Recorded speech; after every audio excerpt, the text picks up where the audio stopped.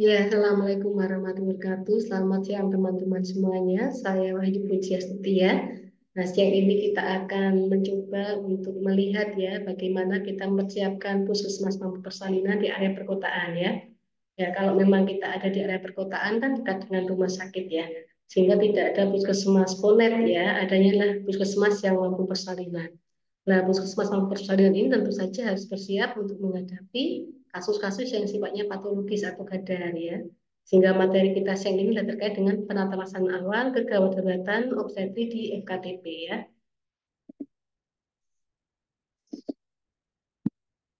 Nah, kalau kita lihat di sini teman-teman, memang penurunan AKI di Indonesia ini cukup lambat ya. Kita baru turunnya 2,4% per tahun saja ya.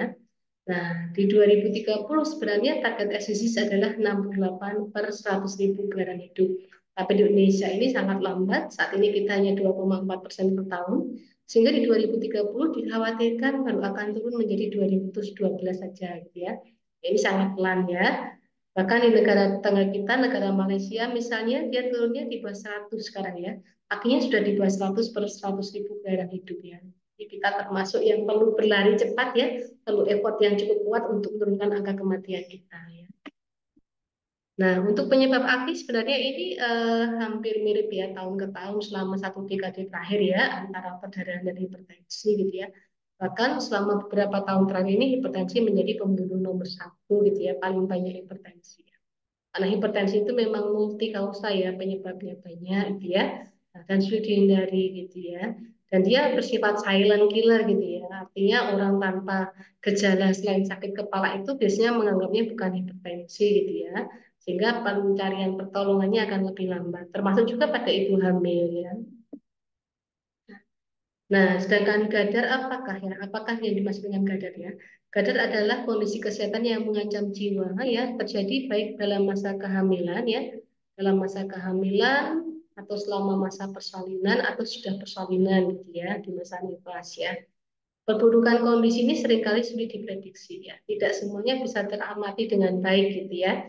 Sehingga sulit diprediksi, takutnya nanti ada keterlambatan dalam tata laksananya ya. Sehingga yang terbaik adalah kita mendeteksi awal dari faktor risikonya, bukan deteksi apakah dia terdiagnosis atau belum gitu ya. Kalau mengalami pasien atau mempunyai pasien atau menemukan pasien yang sudah terdiagnosis, berarti kita mengalami keterlambatan gitu ya. Deteksi yang terbaik adalah deteksi faktor risiko agar kita bisa menangani penyebab-penyebab tadi sehingga tidak muncul suatu penyakit yang kita khawatirkan gitu ya. Kalau kita bisa melakukan deteksi faktor risiko, ya kita melakukan tata laksana yang awal sehingga akan mencegah terjadinya kondisi gadar atau kondisi penyulit yang menyebabkan gadar ya. Nah, ada beberapa teknik triase atau model triase kebidanan yang bisa kita pakai ya. Ada OTAS misalnya ya.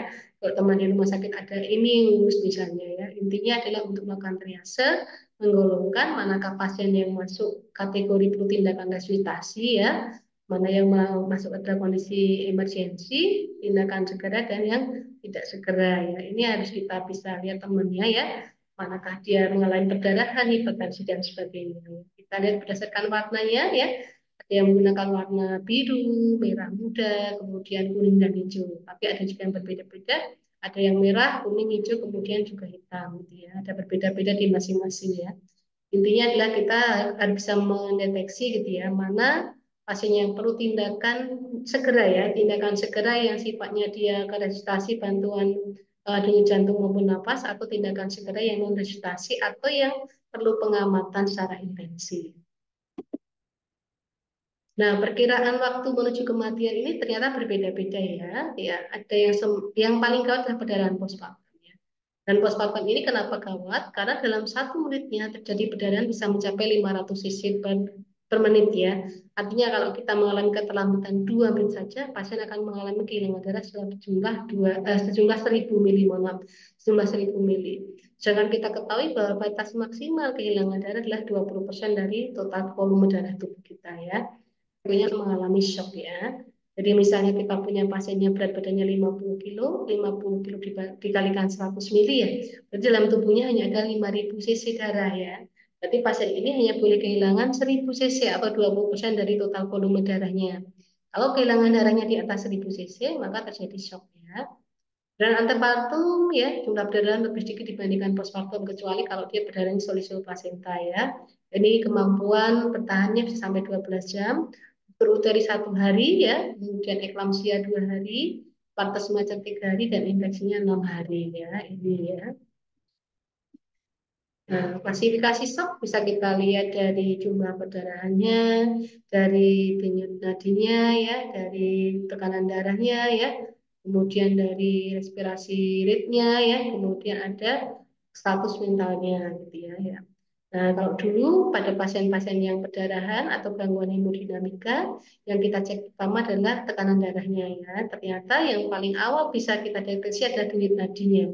Ya, manakala tubuh mulai kehilangan volume darah, jantung akan melakukan pompaan lebih cepat ya, lebih cepat dengan lebih lemah gitu ya. Nah, setelah terjadi gangguan aliran darah balik ke jantung, boleh terjadi penurunan tekanan darah. Artinya, mekanisme atau manifestasi penurunan tekanan darah dengan peningkatan nadi adalah seperti yang nadinya ya. Artinya kalau kita mendapatkan pasien yang mengarah ke gangguan hemodinamika, yang kita cek lebih dahulu adalah denyut nadinya, bukan tekanan darahnya ya. Jangan sampai terlambat, jangan sampai keliru gitu ya. Bisa jadi nadinya sudah jelek, tapi tekanan darah masih bagus juga bisa ya, sehingga nanti kita penanganannya terlambat. Nah, ini penghitungan jumlah darahnya ya. Kalau dewasa non hamil 70 mili per kilo berat badan, kalau hamil 100 mili per kilogram berat badan, dan batas maksimal kehilangan darahnya adalah 20% dari total volume darahnya. Jadi, berarti kita harus bisa mengestimasikan berat badannya ibunya berapa kilo, dikalikan 100 mili ya, dan 20%-nya kita hitung dengan batasan supaya ibu tidak mengalami kehilangan darah lebih dari 20% tadi. Penyebab kematian pada kondisi gadar ya intinya adalah ini. Yang pertama, volume darah tidak mencukupi, berarti nanti proporsi oksigennya nggak cukup ya, hipoksia ya. Kalau hipoksia berarti gangguan fungsi saraf, baik saraf yang di otak pusat, SSP maupun saraf yang di perifer ya. Nanti ada gangguan organ ya, kegagalan organ yang mungkin bisa single kemudian menyebabkan multi juga bisa, atau secara bersamaan terjadi gagal organ yang multi juga bisa ya, sehingga menyebabkan kematian ya. Nah, ini kita harus bisa melihat ya. Jadi kalau kita lihat di sini penyebab kematian adalah pada jumlah cairan yang nggak cukup, pada kurangnya oksigen. Berarti pasti pada pasien-pasien gagal memerlukan jumlah cairan yang meningkat ya. Ya, kita berikan infus yang cepat itu ya. Kemudian diberikan oksigenasi. Pada pertolongan gadang menggunakan prinsip tepat dan cepat ya. Ya, tepat berarti sesuai dengan SOP-nya, sesuai lagi artisnya. Cepat berarti harus cepat gitu ya pengambilan keputusannya, langkah tindakannya gitu ya. Nah, untuk mencapai prinsip tepat dan cepat ini, yang pertama perlu komitmen bersama. Seluruh unsur pada pelayanan harus melakukan komitmen bersama ya, memenuhi komitmen bersama ya. Konsistensi ya, konsistensi melakukan SOP yang sesuai ya, kemudian updating dan EPP harus sering-sering melakukan update kemampuan, kompetensi, kemudian jangan lupa juga menggunakan prinsip evidence based practice. Harus sering-sering ya, sering-sering membaca jurnal penelitian untuk bisa memilih asuhan yang paling tepat, paling efektif, paling efisien untuk pasien kita itu apa ya. Kemudian kalau kita memerlukan EBP atau tindakan-tindakan yang berkualitas, tentunya perlu dukungan infrastruktur ya. Ya lemari pendingin, kemudian juga jaringan internet misalnya itu untuk membantu kita ya. Kemudian diantisipasi bahwa gadar ini multikausa ya. Kalau gadar ini multikausa ya, berarti kita pencegahannya juga harus berbagai macam dari pausanya tadi ya, tidak bisa hanya dari satu sisi saja ya. Ya. Kemudian deteksi dini ya, kita harus belajar memperkaya mind mapping kita membuat pola di pikiran kita, di otak kita seperti kita membuat peta gitu ya. Itu bisa memetakan faktor predisposisi nanti menyebabkan komplikasi apa saja. Kalau kita bisa memetakan komplikasi apa saja yang bisa terjadi, maka kita bisa menentukan tindakan-tindakan apa saja yang perlu kita lakukan untuk mencegah komplikasi tadi ya. Kemudian tidak bisa sulapan ya, tetap harus berlatih, sering-sering simulasi gitu ya. Nah, diperlukan tim blue mungkin ya, kalau kita ada di rumah sakit. Kalau di puskesmas harus ada juga tim yang memang ahli melakukan resusitasi ya. Dan harus siap standby gitu ya, tidak boleh disambi dengan kegiatan yang lain gitu ya. Kemudian tersedia juga alat dan obat ya. Kemudian rujukan SDM dalam membantu rujukan melaksanakan rujukan harus bagus ya. Termasuk juga driver ini harus ready, harus bisa menyetir dengan baik ya. Kemudian kesiapan sarpras termasuk ambulan emergensinya harus lengkap alatnya dan bisa digunakan dengan baik. Contoh ini mind mapping, pemetaan otak kita ya, kemampuan kita menganalisa dari satu faktor risiko bisa menyebabkan berbagai macam kondisi penyulit gitu ya.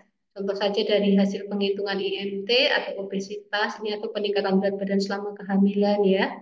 Ya, orang yang obesitas itu masalahnya ada dua ya. Yang pertama kadar gula darahnya tinggi, kemudian ada stres psikologis ya. Kalau stres psikologis ini nanti menyebabkan dia mengalami kurang dukungan, menarik diri depresi ya, kemudian juga aktivitasnya tidak bagus sehingga mengalami gangguan pemenuhan kebutuhan ya, menyebabkan berbagai macam masalah gitu ya. Kemudian pada kadar gula darah yang tinggi ini menyebabkan gangguan metabolisme sel ya, karena gula darahnya itu kan adanya di darah glukosa di darah ya, sehingga yang masuk ke sel sedikit. Padahal dalam sel kan perlu melakukan metabolisme dan memerlukan glukosa sebagai bahan bakarnya ya, sehingga bisa terjadi asidosis metabolik, kerusakan organ, kemudian ada abortus cacat dan sebagainya ya. Kemudian pada kadar gula darah yang tinggi ini kan sangat kental ya, sehingga beresiko varises, terjadi reaksi inflamasi pada pembuluh darahnya, tromboflebitis. Nanti infeksinya bisa menyebar menjadi infeksi sistemik atau sepsis ya. Kemudian kalau koagulopati ya, nanti bisa terjadi ini ya, perdarahan ya, karena tidak mampu mengumpulkan darah lagi ya, bisa mengalami shock, anemia, infeksi ya. Kemudian kerusakan endotel ya nanti bisa ke alam preeklamsia. Preeklamsia juga membuka pintu ke komplikasi-komplikasi yang lain seperti perdarahan ya. Kemudian kerusakan organ vital juga banyak di sini karena penyebabnya preeklamsia tadi. Contoh pada kondisi gadar ini misalnya ada perdarahan hebat ya, ada penurunan volume darah, nadinya akan turun ya, kadar outputnya akan turun, nadinya lemah dan cepat ya. Kemudian suplai darahnya juga akan menurun. Nanti ada gangguan perfusi oksigen ke jaringan yang kita sebut dengan shock ya. Hipoksia otak, kesadarannya menurun ya, iskemik hipotalamus ya, sindrom Sihan, ada kematian hipotalamus yang menyebabkan fungsi hipotalamusnya akan menurun ya, pasca salin asinya mungkin berhenti, siklus menstruasinya tidak kembali, ada kemungkinan ibu yang mengalami perdarahan mengalami sindrom Sihan tadi ya. Sehingga ini juga menunjukkan bahwa tata laksana juga harus secara cepat dan tepat, bukan hanya tepat tapi juga harus cepat juga ya. Kemudian hipoksia sel, ada penurunan metabolisme sel, ya, penurunan energi, kekuatan sel, ya, bisa terjadi shock ya. Tonus tadinya, tonus ototnya juga akan turun, nanti bisa menyebabkan kekuatan denyut nadi, kontraksi otot rahimnya juga akan turun ya. Terjadi koagulopati juga bisa. Ini dengan perdarahan ya. Sehingga kalau kita lihat di sini, kalau terjadi perdarahan, ya antisipasinya kemana? Ya intinya adalah menambah volume cairannya, menambah asupan oksigennya ya, supaya nanti metabolisme baik ya, kemudian fungsi otot sarafnya juga tetap baik.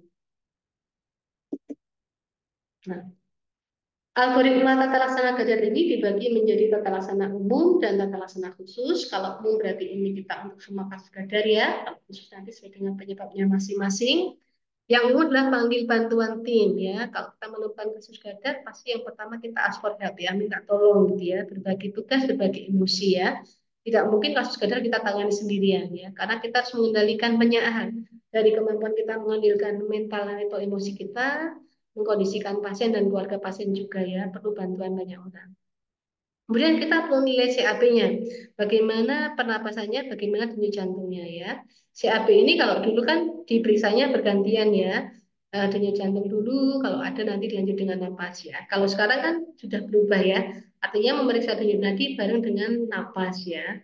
Di nadi kita akan raba nadi karotis yang ada di tenggorokan, ada dua di kanan dan di kiri ya, di sebelahnya tulang karotis ya, ini akan kita raba ya.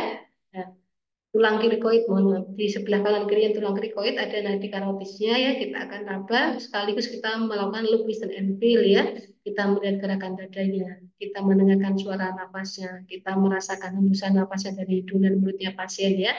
Jadi bareng antara nadi dengan pemeriksaan nafas ya. Nah, ini pemeriksaan CAP ini hanya boleh dilakukan selama 5 sampai 10 detik. Kita tidak boleh melakukan interupsi waktu terlalu banyak ya, nanti bisa mengurangi kemampuan hidup, kemampuan pulih pasien kita. Kemudian nilai tanda hemodinamika ya, lakukan tata shock ya. Kita cek tanda hemodinamikanya dari nadi, dari pernapasan, tekanan darah, meraba ekstremitas bawahnya apakah dingin berkeringat ya. Kemudian juga bagaimana dengan kesadarannya ya. Kalau semuanya bagus ya, maka kita akan mengatur posisi pasien ya. Kita atur posisi pasien. Bagaimana mengatur posisi pasien pada pasien yang hampir mengalami shock ya. kita akan membuat kepalanya sejajar dengan jantung, bantalnya kita lepas untuk membantu supaya suplai oksigen dari jantung mudah masuk ke otaknya ya. Kemudian nilai SpO2-nya ya, tekanan oksigenasinya ya, ya kita lihat batas minimalnya 95% ya. Jika kita mendapatkan SpO2 di bawah 95%, berarti kita memerlukan oksigen tambahan ya. Oksigen tambahan penghitungannya adalah 1 liter oksigen untuk meningkatkan 4% ya. Jadi artinya kalau kita mendapatkan pasien yang mempunyai SpO2-nya 91%, berarti dia hanya kurang 4% untuk menuju ke 95% ya. Sehingga dia hanya perlu 1 liter ya, itu penghitungannya ya. Kemudian perlu cairan kristaloid yang elektrolitnya mirip dengan tubuh kita, membantu fungsi kerja jantung kita, gitu ya. Kemudian juga yang molekulnya kecil, mudah masuk ke semua jaringan tubuh kita, ya.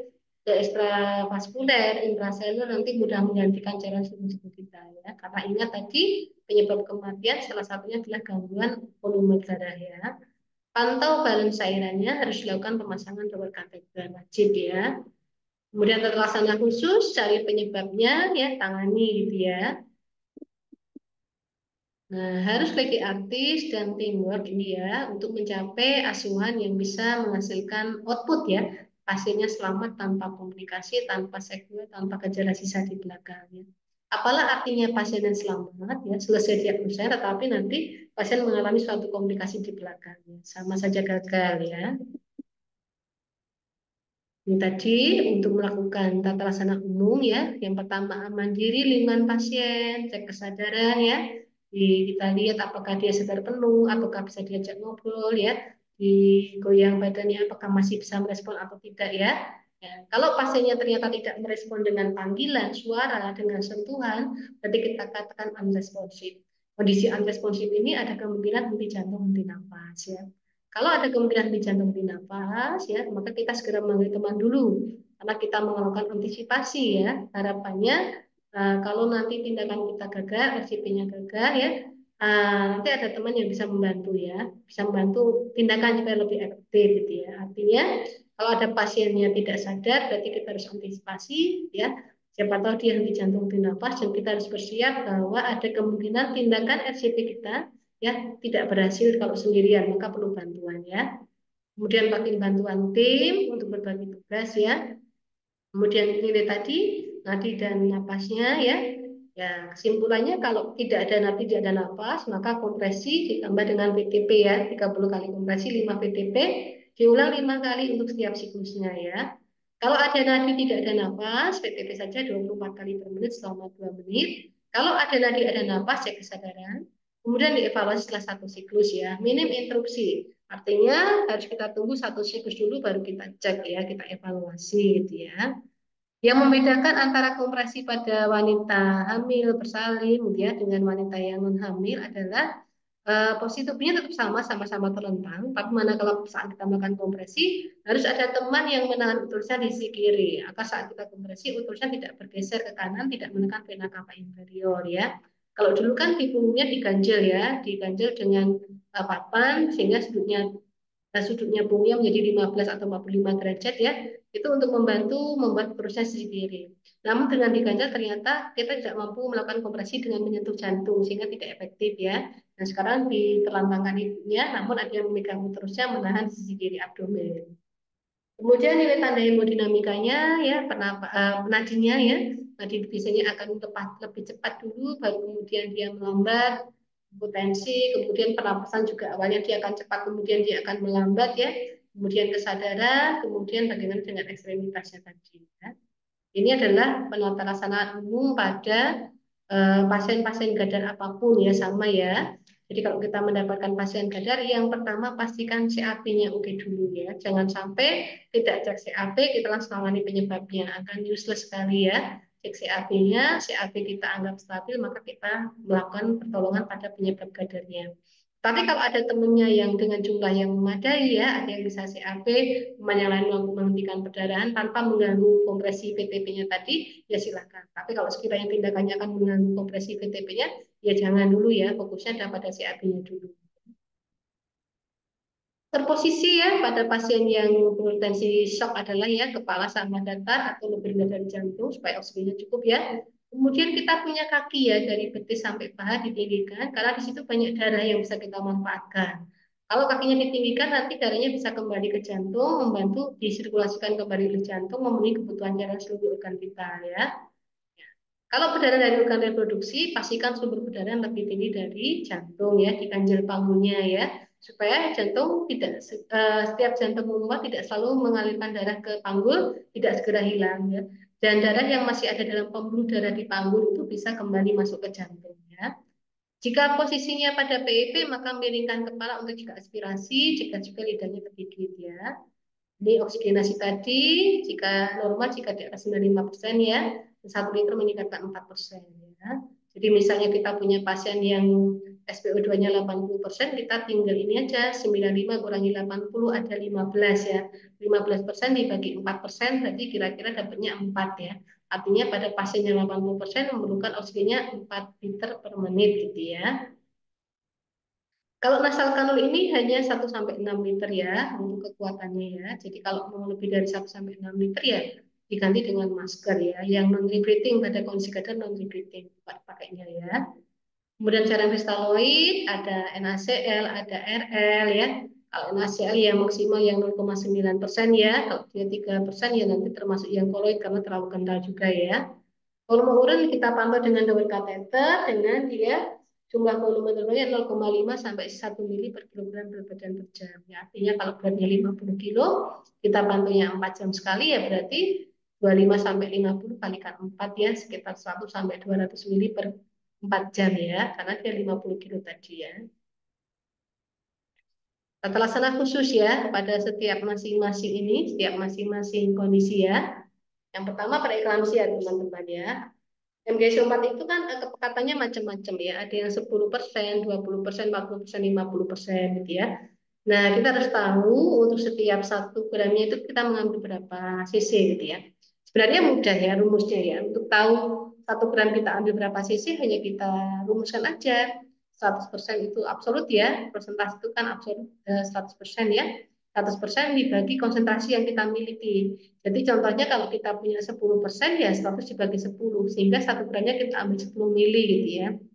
Kalau yang 20 100 dibagi 20 maka 1 gramnya 5 mili ya. Kalau yang 40 100 dibagi 40 adalah 2,5 mili. Kalau yang 50% adalah 100 dibagi 50 dapatnya 2 mili. Ini caranya ya.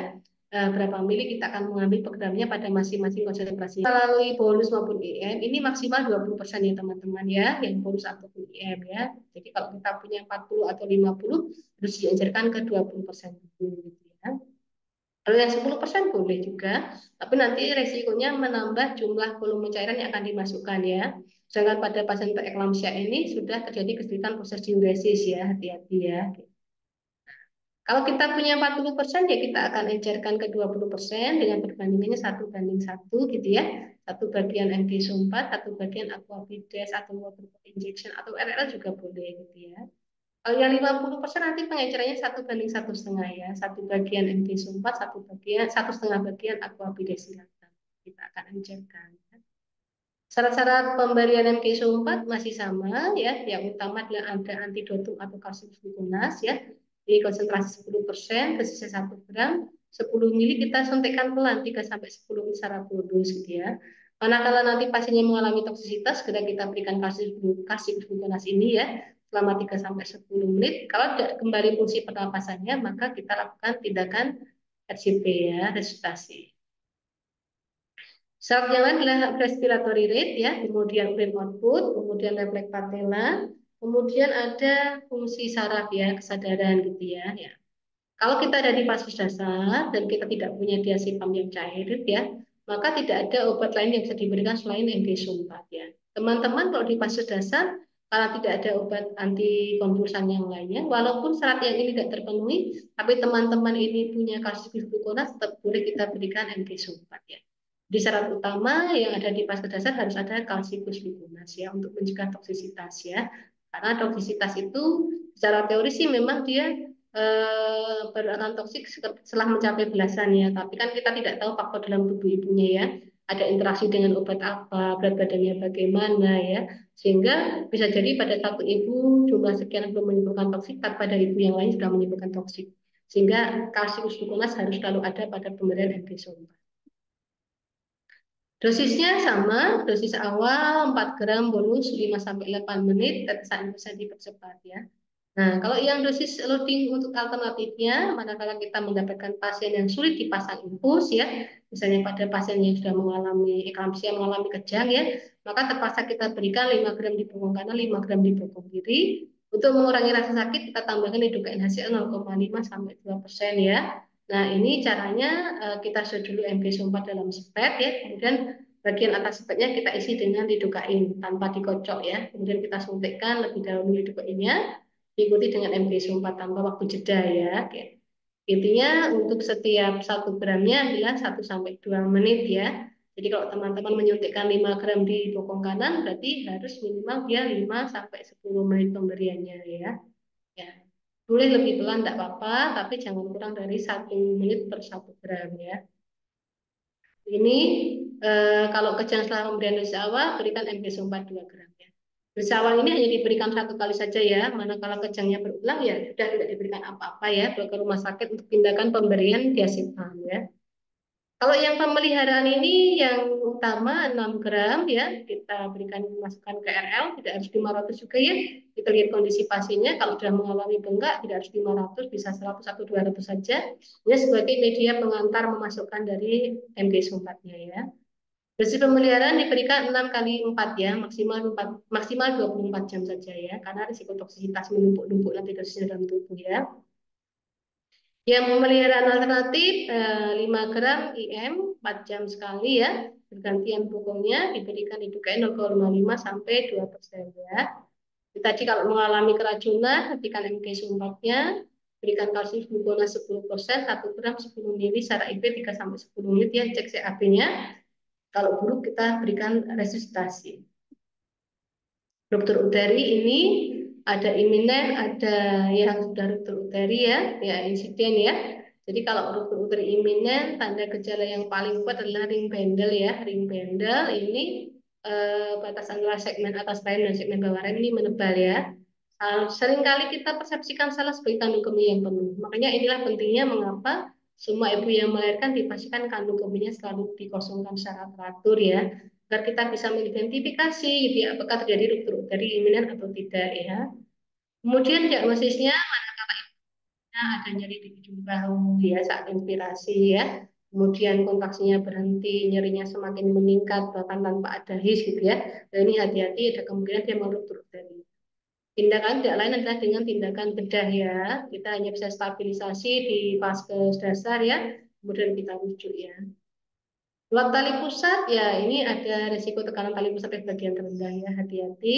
Kalau ada buat tali pusat berarti kita harus cek pulsasinya. Kita rapat tali pusat pulsasinya. Kalau masih berdenyut berarti dia masih ada aliran darah dari ibu ke janin. Kemungkinan janinnya masih hidup. Tindakannya harus segera ya. Tapi kalau pulsasinya hilang ada kemungkinan janin sudah meninggal ya. Nah, kalau masih berdenyut, segera berikan oksigenasi ya. Tidak boleh terlalu sering menyentuh tali pusatnya ya. Yang bisa kita lakukan adalah menahan supaya kepalanya nggak semakin turun menekan tali pusatnya. Posisi yang kita pilih pada plot tali pusat adalah Trendelenburg atau Kniches ya. Ya, ini Kniches atau Trendelenburg ya. Kalau di tempat di ruang bersalin di puskesmas, maka bisa menggunakan Kniches ya. Ini lebih efektif mencegah turunan kepala untuk tidak menekan tali pusatnya. Namun manakala di mobil ambulan tentu akan sangat bahaya dengan Kniches, kita pindah posisinya dengan Trendelenburg ya. Kita pinggirkan panggulnya dengan bantal ya. Fetal distress ini berarti kalau denyut jantungnya ini bermasalah ya, mencapai 180 ke atas ya. Tapi kalau mencapai 160 itu sudah menjadi mengarah ke fetal distress juga ya. Ini kita lihat dulu kalau mengalami fetal distress ya. Kalau ada infus oksitosin ya, kalau di dasar kan nggak ada oksitosin ya, tidak ada infus oksitosin ya. Kalau memang ada kita hentikan infusnya. Posisi ibunya miring kiri menambah sirkulasi oksigen karena vena cava nggak tertekan ya. Berikan oksigenasi ya. Kemudian kita rujuk pasiennya ya. Distosia bahu ini juga kalau menemukan distosia bahu di vaskes dasar tidak bisa dirujuk manakala dengan kepalanya keluar tapi badannya belum keluar ya, karena risiko kematiannya akan tinggi ya. Sehingga teman-teman yang ada di vaskes dasar harus mampu melakukan pertolongan setidaknya mikrobedan masanti yang merupakan kompetensi ada di vaskes dasar ya. Dan memang kalau di vaskes dasar hanya boleh melakukan mikrobedan masanti saja ya, menekan suprasimbisis ya, mendorong baunya ke arah dada ya. Gejalanya ini jarak gasnya turtle head stand seperti kura-kura, manakala hisnya muncul, kepala bisa maju nempel dengan perineum atau bahkan kalau hisnya hilang dia bisa masuk kembali ke vagina ya. Gagal rotasi eksternal, gagal biparietal ya, kemudian dagunya ganda karena lepaknya tertekan ya, terlipat ya. Tidak selalu perlu episiotomi kecuali kalau bayi besar ya, mencegah laserasi ya, karena yang bertabrakan tulang dengan tulang ya, bukan jaringan lunak dengan jaringan lunak ya. Tidak perlu menunggu terlalu lama, risiko komplikasi tali pusat ya, hipoksia janin. Hindari 4P, jangan sampai kita panik, jangan sampai mendorong fundus uteri karena bahaya ruptur uteri, bahaya fraktur tulang janin ya. Jangan sampai menarik kepala secara terlalu kuat berlebihan curam ya, fraktur-fraktur